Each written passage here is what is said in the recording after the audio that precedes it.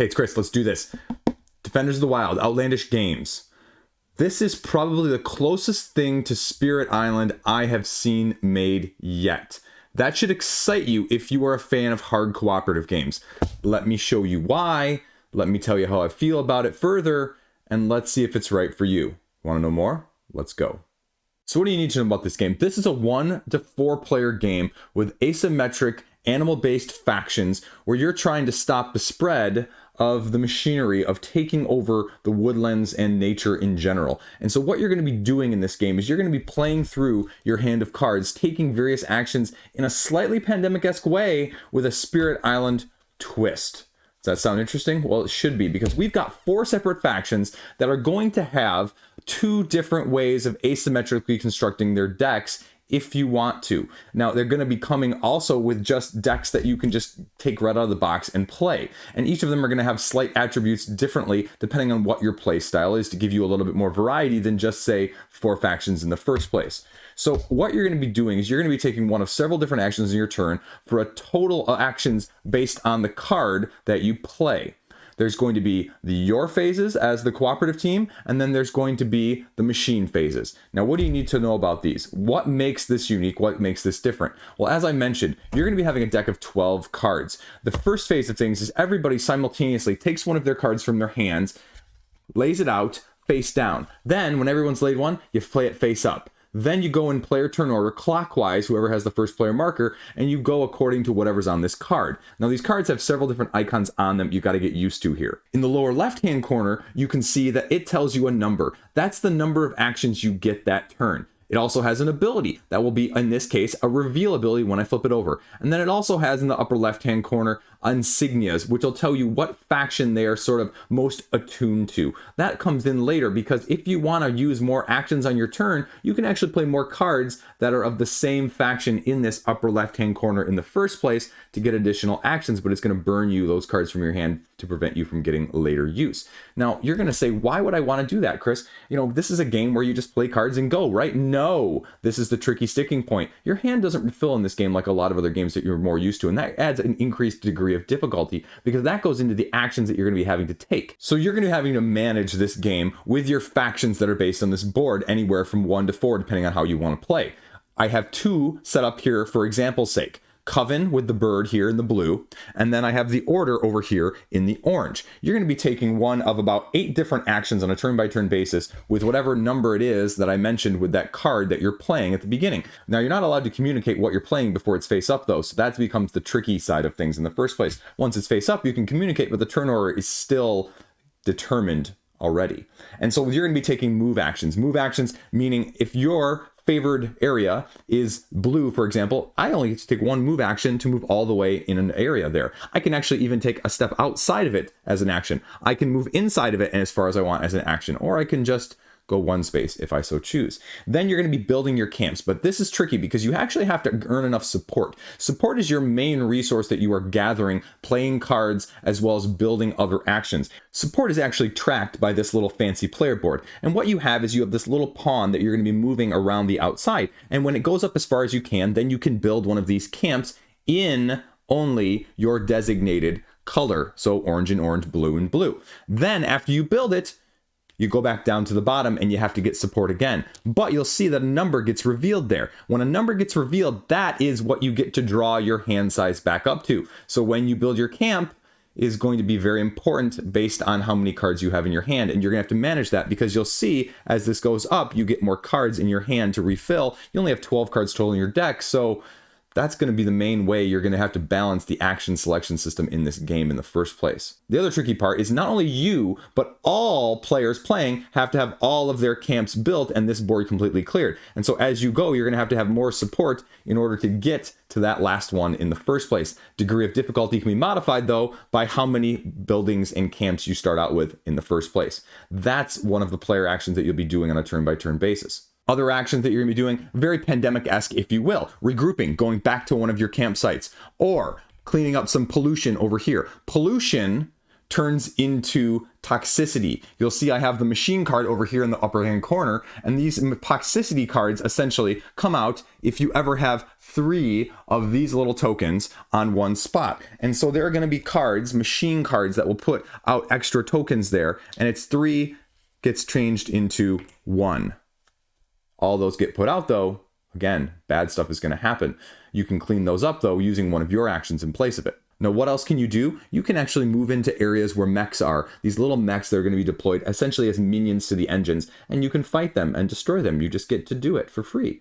Also, you can knock down walls, but not really knock down walls. You have these little breach tokens, and these breach tokens are going to be essentially little spiky things that allow you to put them right on top here and say that we can now go through that wall, because otherwise it's a wall and you're going to have to deal with the consequences of the wall in the first place. And we'll talk about that in a second on the machine phase of things. The last one is you have actually a stack of machine tiles here. And these machine tiles will slowly be being built by the machines in the first place when they encircle any hex with these walls in the first place. And we'll talk about that because it's your Spirit Island cascade, if you will. You rewild them by actually flipping the tile over itself to the other side. You win this game by having all your camps built and any of these factories that get placed out here by having them flipped over to the rewild side. You can do that. Doesn't matter how many are left in the middle, you win.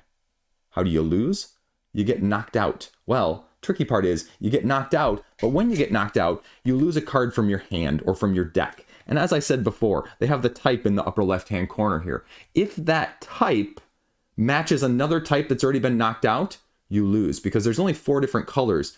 And so you may get a reprieve if you get it knocked out a second or third time, but you may get unlucky on the second knockout in the first place and lose the game altogether. Now, how do you get that support to build those camps that I just mentioned? Well, the last 4 actions that I talked you through, including the cleaning the pollution, destroying the mech, breaching the walls, and rewilding the factories, all gain you 1 support. Other your cards in your deck, other cards in other people's deck will allow you to gain support in the same way. The decks themselves here, you can see this is the orders deck. And so they've got blue, they've got orange, they've got yellow, they've got purple. They've got all of the colors, but they also have a predominance of orange as well as you can go through there. And they all, again, have a slightly different action selection system, all have slightly different powers in the lower corner here. This one, take the first player token, so you go first from now on. This one, choose a faction to gain any item. Now, that leads us into the item side of things. I have these little 4 tokens right here in front of me. Now, these 4 tokens, you'll notice that they match the colors of each of the 4 groups. That's because if you end your turn or you end an action move-wise in somebody else's base camp or your own potentially, you get to flip one of these over from the dull side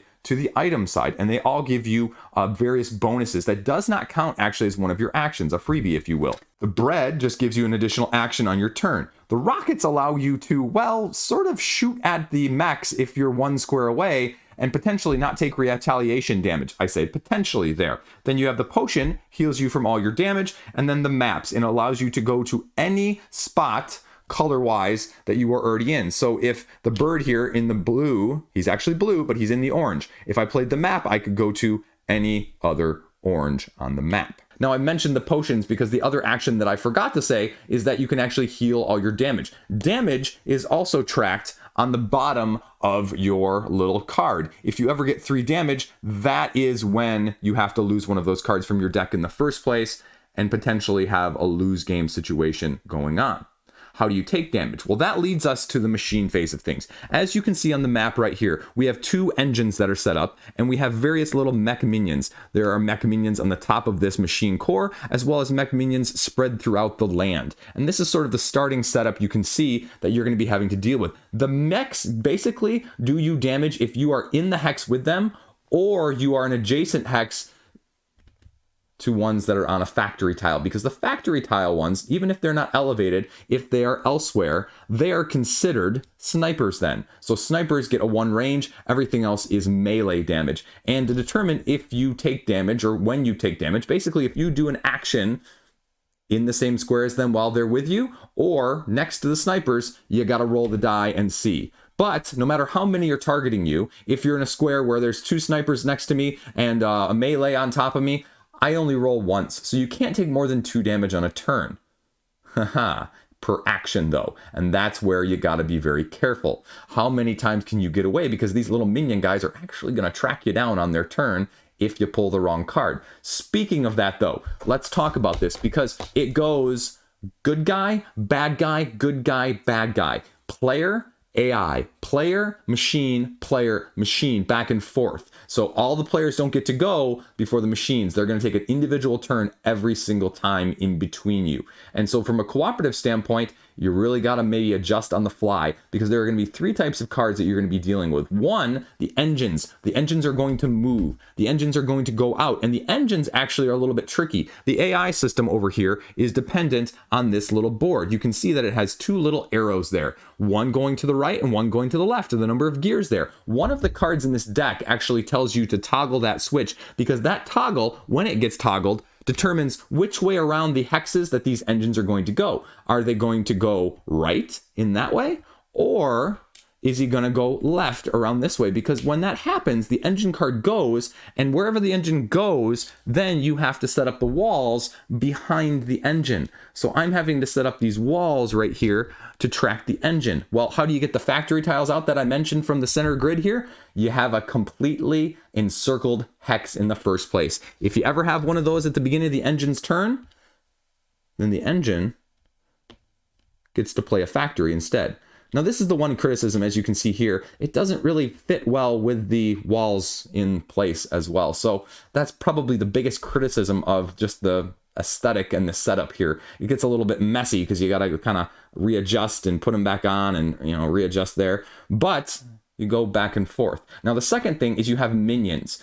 After you actually have to put these guys out, you have to put two on the core from the one you just pulled off of. So you're going to have snipers basically always sitting in the middle, because they don't want you getting close to the middle factory, the main factory, if you will, in the first place. And guess what? If there were snipers on there originally, those snipers would have traveled with them in the first place. And did I mention that there's not just one engine? There's a second engine over here doing his thing on this side. So you have to be aware both of those sides are going to potentially be encircled. Now, the minion cards are also something separate, because the minions are going to have their own actions. The minions, like I mentioned, are going to be chasing after you. The minions will chase after the main active player 2 squares, and anyone else that's, if they can't get somebody in range, by 1 square. So they're actively going to try to occupy you.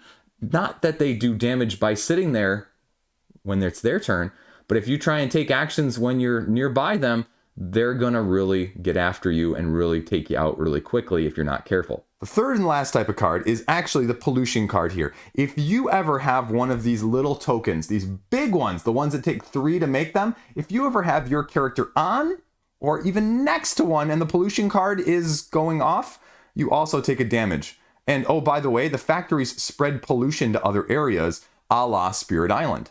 You'll notice when we zoom in here a second, you can see the little white dots on the edge of each of these tiles. There's 3 on each of them, and there's random orientation because there's also a number on there. But when the pollution card goes, you have to dump off of the side whichever ones they're leading to. And again, you're going to have the toxicity grow because that's going to go frequently, because there's only so many of these cards that you're going to go through, and it's going to happen a lot.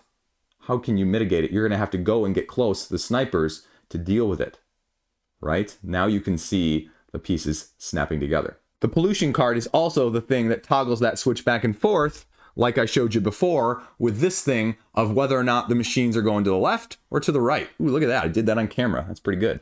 So that's what you're going to be dealing with on a turn-by-turn basis. So now that you get the gist of this game, you'll also note that this map is completely modular. When I take one of these out, this is completely removable. You can have a complete different setup every single time. What do I think of this game? This game is freaking good. If you're looking for something that is easier to teach than Spirit Island, this one has it in spades. And as you sort of proliferate the machines, it gives you that vibe of the invaders invading on the Spirit Island side of things. The asymmetry between the factions is there. You need to go strong with the asymmetric faction that you have. And the fact that, you know, they're going to give you 2 different ways of playing each faction is great. I, in the prototype copy, only have 1, so I'm excited to see what you can do with more than 1 of each. The other pro, and this is going to sound weird, But people complain all the time of cooperative games being too easy. This game is not that. This game has a Spirit Island difficulty level, and with the ability to adjust how many base camps you have to get out, you will be on your heels from the get-go with how fast these engines all of a sudden propagate factories and minions. The technology is relentless. It is there to keep you guessing. The other very interesting tactical choice here, I think it's actually a pro. Now, I mentioned the fact that you have these breach tokens. I did not mention the fact, though, that you only have a limited number, and they are actually equally divided between the players in the first place. And so that makes the asymmetric choices of how you're taking these actions all the more important, because as you're having to potentially get into and fix these factories and make them rewilded, you actually have to be on the factory in order to take that action, which means it's already been encircled by walls, which means you have to breach it in the first place. And you have to breach it as an action. And who's sitting there waiting for you? Snipers. How are you going to deal that? Yeah, there you go. You got your layers right there. Con side of this thing is that, if you're looking for the true Spirit Island asymmetric depth, or even root where the factions are just completely different, this isn't that. It accents, it highlights the differences, but there are similarities as a whole, at least in the copy of the decks that I have. You're going to have cards in each deck, for example, that will allow you to take the leader card. You're going to have cards in each deck that will allow you to give support to your fellow compatriots. You're going to have other cards in your deck that will just allow you to give items. Now, you're going to have slightly better cards in one or the other, for example, here, to do more damage to potentially mechs without having to roll for your own damage, or to mitigate the damage that you might take in the first place. So that is possible as well. Sort of like the Dahan in Spirit Island, if you will. So like I said, it mimics the Spirit Island asymmetric simultaneous play, but it stands separately as well.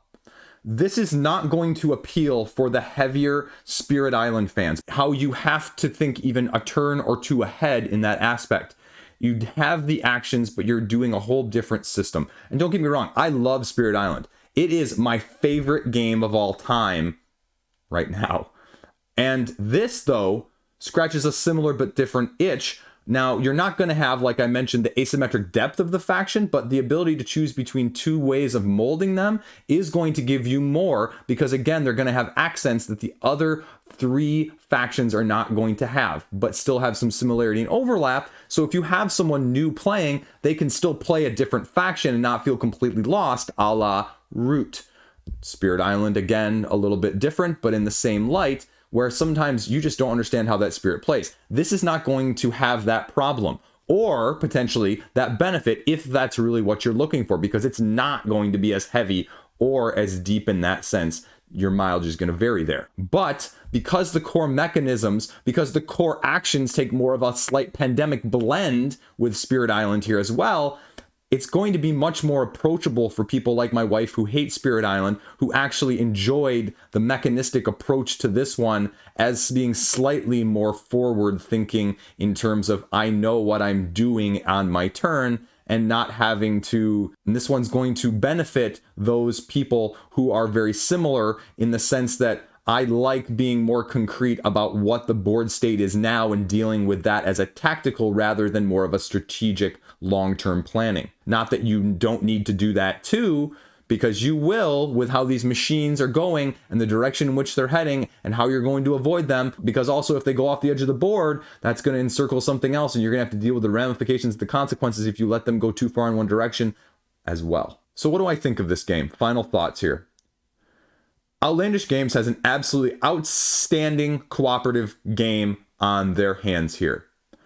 I don't want to call it Spirit Island Light because it's not the same thing because of the differences I've mentioned. It's not quite as deeply asymmetric with each unique faction. There are similarities, there are overlaps, but there are uniquenesses as well. It is not quite the Horizons of Spirit Island to Spirit Island either. Horizons was just a slightly cheaper version of the same end product. This is more of a blend, slightly pandemic-esque with your 8 actions, but in a simultaneous play style where the lack of communication is actually going to increase the degree of difficulty to a good support sense. And that support that you're having to do as an interactive community to help your other teammates build their camps in the first place in order to achieve the end condition is unique, it's clever, and it forking works. Is this game going to replace Spirit Island or something else that heavy in your collection? No. Does it fit very nicely next to it when you don't feel like getting out and having a 3-hour game of Spirit Island with 4 people or 5 people? Absolutely. 4 players, under an hour and a half, no questions asked whatsoever. There is something to be said of a more streamlined, slightly lighter version as well on those game nights where you just don't have the time, energy, or want to expend that much effort.